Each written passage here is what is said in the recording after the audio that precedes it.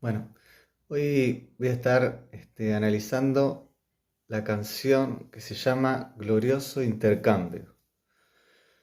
Los versículos que hacen, o sea, el pasaje que hace referencia se encuentra en Romanos, capítulo 4, versículo del 4 al 8, que dicen lo siguiente: pero al que obra no se le cuenta el salario como gracia, sino como deuda. Mas al que no obra, sino que cree en aquel que justifica al impío, su fe le es contada por justicia. Como también David habla de la bienaventuranza del hombre, al cual Dios atribuye justicia sin obras, diciendo: Bienaventurados aquellos cuyas iniquidades son perdonadas y cuyos pecados son cubiertos. Bienaventurado el varón al cual el Señor no imputa pecado. ¿Sí? Haciendo una referencia al Salmo 32. Antes, por ahí, poco como introducción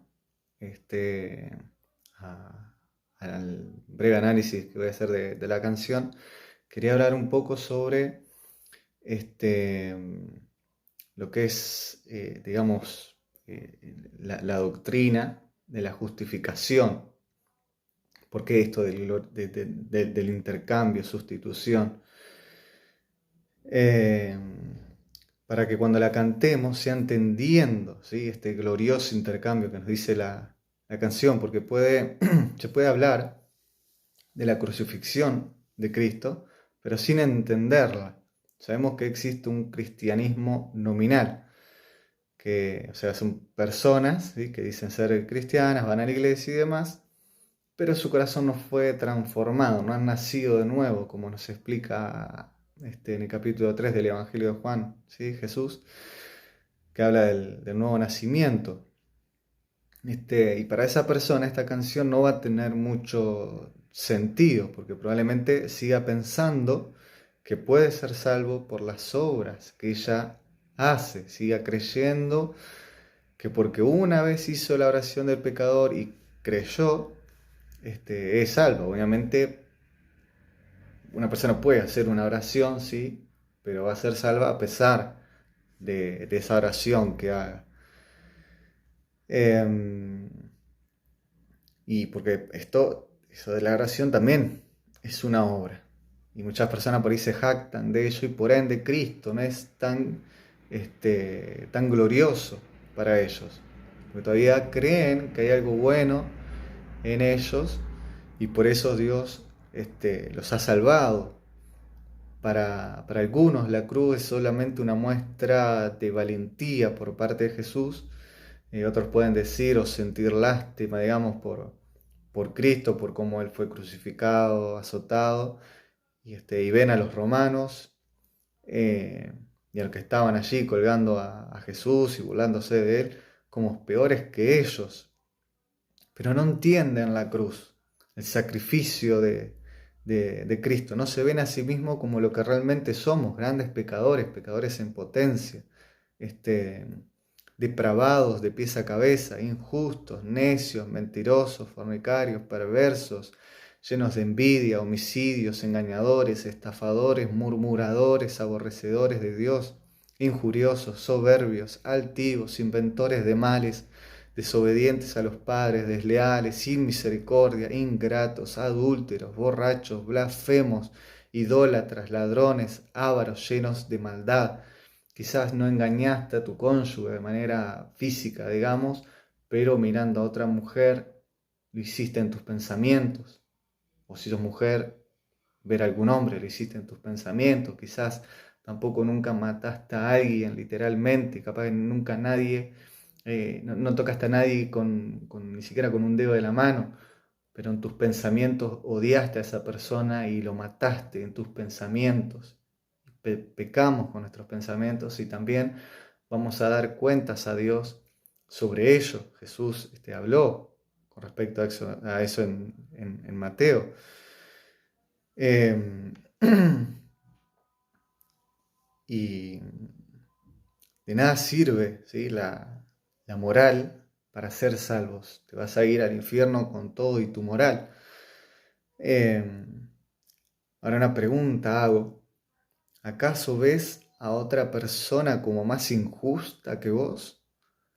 Porque si es así, no estás teniendo un buen concepto de vos mismo, y tampoco teniendo un buen concepto del perfecto, recto y justo juicio de Dios. Dios es santo y aborrece el pecado, no puede convivir con el pecado y no tendrá por inocente al culpable de ningún modo. No vas a poder justificarte delante de Dios, ¿sí? Aún reconociendo que hiciste cosas malas, pero que también hiciste cosas buenas y que por esas cosas buenas Dios te tiene que perdonar. No, porque si es así, entonces en vano murió Cristo. Para vos Cristo no es el Salvador, no es el sustituto. Por lo tanto, no te aferrás a su justicia, ¿sí? A su justicia perfecta, sino más bien a la tuya. Pero ¿qué nos dice en Tito 3:5? Nos salvó no por obras de justicia que nosotros hubiéramos hecho, sino por su misericordia. En Gálatas 2:16 dice, el hombre no es justificado por las obras de la ley, sino por la fe de Jesucristo. Romanos 5:1 dice, justificados pues por la fe tenemos paz para con Dios por medio de nuestro Señor Jesucristo. Segunda de Corintios 5:21, el que no conoció pecado por nosotros lo hizo pecado para que fuésemos hechos justicia de Dios en él. Romanos 3:24 y 25, siendo justificados gratuitamente por su gracia mediante la redención que es en Cristo Jesús, a quien puso como propiciación por medio de la fe en su sangre, para manifestar su justicia, a causa de haber pasado por alto en su paciencia los pecados pasados.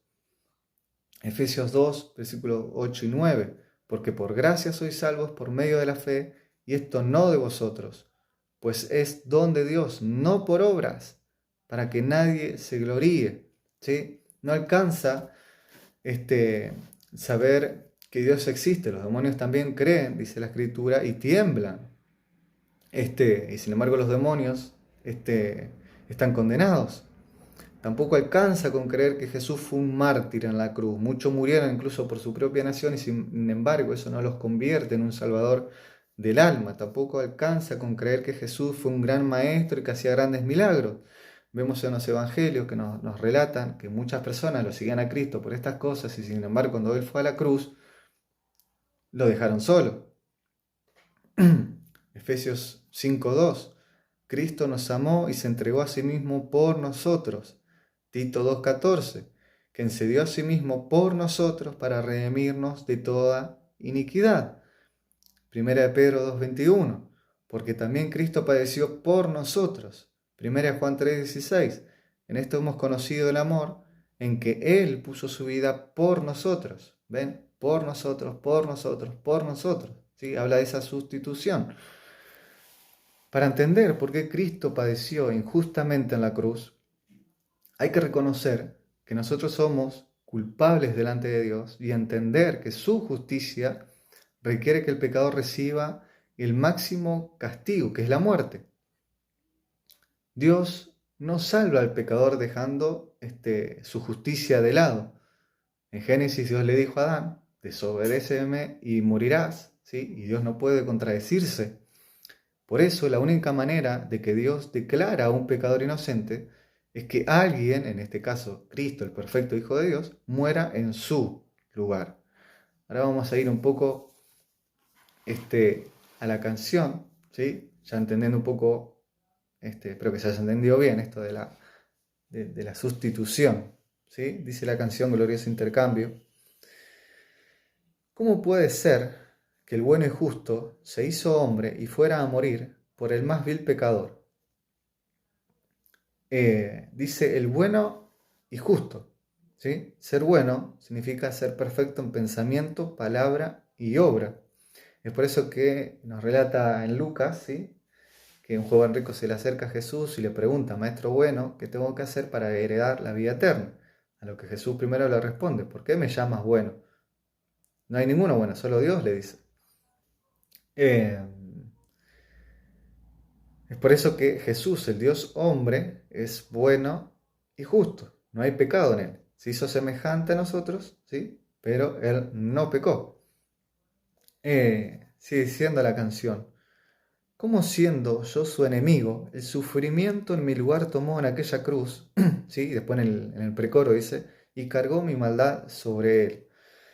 ¿Sí? Cristo tomó nuestro lugar, siendo que nosotros éramos por naturaleza y elección hijos de ira, enemigos de Dios, separados de Dios, aborrecedores de Dios, como vimos anteriormente. No lo teníamos en cuenta, pero Cristo sufrió el castigo que nosotros merecíamos. En 1 de Pedro 2:24 dice, quien llevó él mismo nuestros pecados en su cuerpo sobre el madero, ¿sí? No es que Cristo se hizo pecador, sino que tomó nuestra culpa, cargó con nuestra maldad.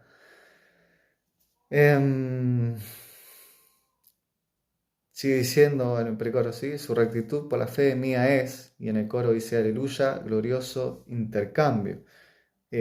Como dije anteriormente, Cristo tomó nuestro lugar. Nosotros somos pecadores, ¿sí? No somos ni buenos, ni justos, ni rectos, pero Cristo sí, y por la fe, su rectitud nos es imputada, ¿sí? Y nuestros pecados le son imputados a Cristo, al inocente, al santo, y su rectitud, ¿sí? Es imputada a los pecadores que ponen fe en Él. Luego ya, en el mismo coro, dice, oh, cuán gran misterio que por gracia salvo soy. Y a mí me llamó mucho la atención eso del gran misterio, porque nosotros tenemos otras canciones también en el himnario, ¿sí? Que por ejemplo una canción dice, ven contempla el gran misterio. Hay otra canción que dice, el misterio de la cruz no puedo comprender, ¿sí? Y sin embargo es un misterio que a nosotros nos fue revelado. Y les quería leer unas palabras de Spurgeon con respecto a esto, ¿sí? Del pasaje, como ya vimos, de 2 Corintios 5:21, que dice, el que no conoció pecado, por nosotros lo hizo pecado para que fuésemos hechos justicia de Dios en él. Y acá Spurgeon, ¿sí? Presenta a las tres personas, por así decirlo, que menciona el versículo, que son Cristo, Dios y el pecador. Y luego presenta la escena del gran intercambio y dice lo siguiente. La tercera persona que presentamos es el prisionero, o sea, el pecador, ante el tribunal. Dios lo ha llamado como pecador para que comparezca ante el tribunal. Se dispone a juzgarlo para vida o para muerte. En su gracia Dios quiere salvarlo. Dios es justo y tiene que castigarlo. El pecador será juzgado. Si el veredicto es en su contra, ¿cómo obrarán estos dos atributos conflictivos en la mente de Dios? Él ama, quiere salvarlo. Él es justo, tiene que destruirlo. ¿Cómo se develará este misterio y cómo se resolverá este rompecabezas? Prisionero ante el tribunal, ¿puedes declararte no culpable? Permaneces mudo, o si hablas, exclama, soy culpable. Entonces, si se ha declarado culpable, no hay esperanza de que haya alguna falla en la evidencia. Aún así, se ha declarado no culpable. Las evidencias son muy claras. Dios, el juez, ha visto su pecado y registrado todas sus iniquidades, por lo que no habría ninguna posibilidad de escapar. Es seguro que el prisionero será encontrado culpable. ¿Cómo puede escapar de su culpa? ¿Hay algún error en los cargos en su contra? No. Han sido redactados por la sabiduría infinita y dictaminados por la justicia eterna. Aquí no hay nada de esperanza. ¿Cómo entonces podrá escapar el prisionero ante el tribunal? ¿Existe posibilidad alguna? Ah, qué intrigado está el cielo, qué inmóviles permanecen las estrellas en su asombro, cómo interrumpieron por un instante los ángeles su canto cuando por primera vez Dios mostró cómo podía ser justo y también extender su gracia. Ah, me parece percibir que el cielo está consternado y que hay silencio en el tribunal de Dios por espacio de una hora, cuando el Todopoderoso dice: pecador, tengo que castigarte y lo haré debido a tu pecado, pero te amo con amor entrañable. Mi justicia dice: hiere, pero mi amor detiene mi mano y dice: absuélvelo, absuelve al pecador. Oh pecador, mi corazón ha concebido cómo hacerlo. Mi hijo, el puro y perfecto, comparecerá en tu lugar y será declarado culpable. Y tú, el culpable, tomarás el lugar de mi hijo y serás declarado justo. Saltaríamos de asombro si pudiéramos entender esto totalmente, el misterio maravilloso de la transposición de Cristo y el pecador. Lo diré más claramente, para que todos puedan comprender. Cristo era sin mancha, los pecadores eran viles. Cristo dice: Padre mío, trátame a mí como si yo fuera un pecador, trata al pecador como si él fuera yo. Hiéreme todo lo que quieras, porque yo lo soportaré.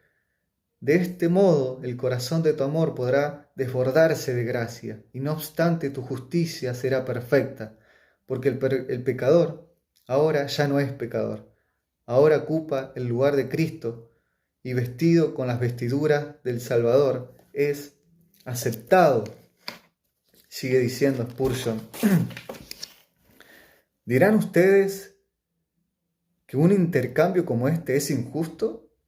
¿Dirán que Dios no debió haber hecho que su Hijo fuera un sustituto por nosotros y que no debió dejarnos en libertad? Les recuerdo que la sustitución fue puramente voluntaria de parte de Jesús. Cristo estuvo dispuesto a ocupar nuestro lugar. Tuvo que beber la copa de nuestro castigo, pero estuvo muy dispuesto a hacerlo. Deseo contarles una cosa más inaudita. La sustitución de Cristo no fue contra la ley, porque fue el Dios soberano quien lo hizo un sustituto. La sustitución fue hecha por la máxima autoridad. El texto dice que Dios por nosotros lo hizo pecado. Y el que Cristo tomara nuestro lugar no fue un intercambio ilegal, fue con el consejo determinante del Dios Todopoderoso, al igual que por su propio consentimiento, que Cristo tomó el lugar del pecador, así como el pecador ahora toma el lugar de Cristo. El pecador es tratado como si fuera Cristo y Cristo es tratado como si fuera pecador. Eso es lo que el texto significa: al que no conoció pecado, por nosotros lo hizo pecado, para que nosotros fuésemos hechos justicia de Dios en él.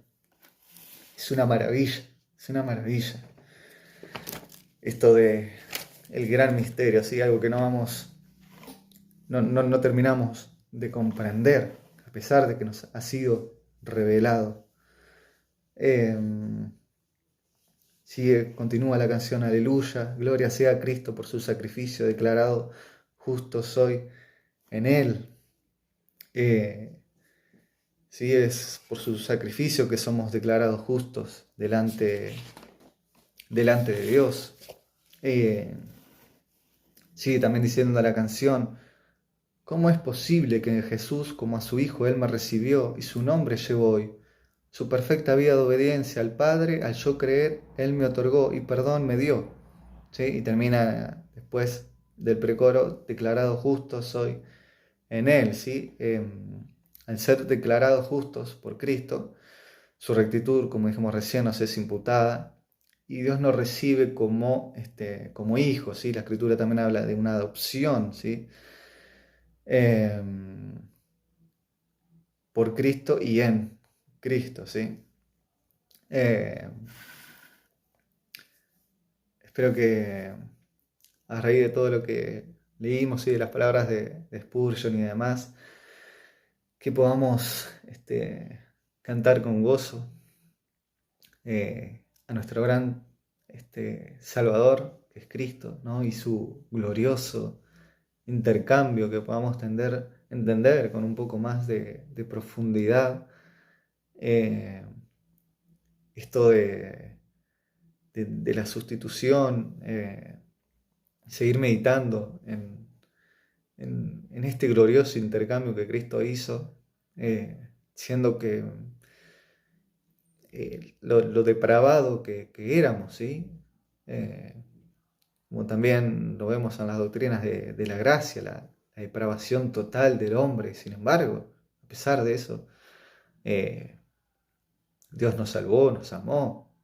Es algo maravilloso, es algo glorioso, único. No alcanzan las palabras, ni siquiera esta canción que es tan hermosa, tan cargada de la escritura. Sin embargo, no alcanzan para describir ese glorioso intercambio. Disfrutemos de esta hermosa canción.